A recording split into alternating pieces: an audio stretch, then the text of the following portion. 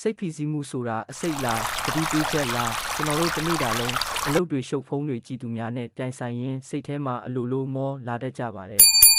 ဒါဟာခန္ဓာကိုယ်ကပေးတဲ့တတိပေးတံပါ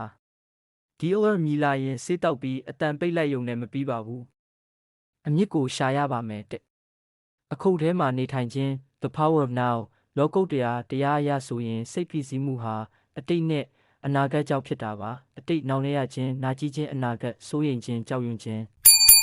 ဆေးမလိုတဲ့ကုထုံးစိတ်ကိုလက်ရှိတက်တက်မှာထားလိုက်ပါအသက်ရှူနေတာကိုသိလိုက်ပါဒါဟာအဆင့်မြင့်ဆုံးစိတ်ငြိမ်စေ tranquilizer တစ်မျိုးပါပဲနှစ်ဘာမှမလုပ်ဘဲနေပေးခြင်း mental fasting ကျွန်တော်တို့ခန္ဓာကိုယ်အစာမစားဘဲနေတယ်လို့မျိုးစိတ်ကိုလည်းအချက်လက်တွေ social media news gossip မကြွေးပဲခိတ္တအနာပေးရပါမယ်လက်တွေ့လုံနီးတစ်နေ့ကို10မိနစ်လောက်ဖုန်းကိုအဝေးမှာထားပြီးမျက်စိမိတ်နေပါဖြစ်ပေါ်လာတဲ့အတွေးတွေကိုလိုက်မတားပါနဲ့မြင်နေတဲ့တိမ်တွေလိုပဲအဝေးကနေကြည့်နေပေးပါ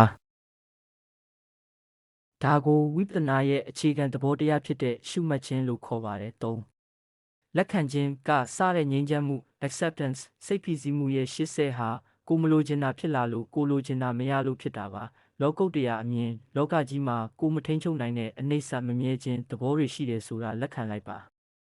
ရလက်အခြေအနေကပြောင်းလဲမှာမဟုတ်ပေမဲ့ကိုယ့်ရဲ့တုံ့ပြန်ပုံပြောင်းလဲသွားရင်စိတ်ကချက်ချင်းပုတ်ပါသွားပါလိမ့်မယ်၄မေတ္တာကူထုံး loving kindness therapy ကိုယ်တိုင်ကစိတ်ညစ်နေတဲ့အခါသူတစ်ပါးကိုမေတ္တာပို့တာဒါမှမဟုတ်ကူညီပေးတာကကိုယ်အုံနောက်ထဲမှာတစ်ဖက်မနဲ့ oxytocin လိုမျိုးပျော်ရွှင်စေတဲ့ဓာတ်တွေကိုထွက်စေပါတယ်ဒါဟာဘာဘေးထွက်ဆိုးကျိုးမှမရှိတဲ့အကောင်းဆုံးအားဆေးပါအနှစ်ချုပ်မှတ်ချက်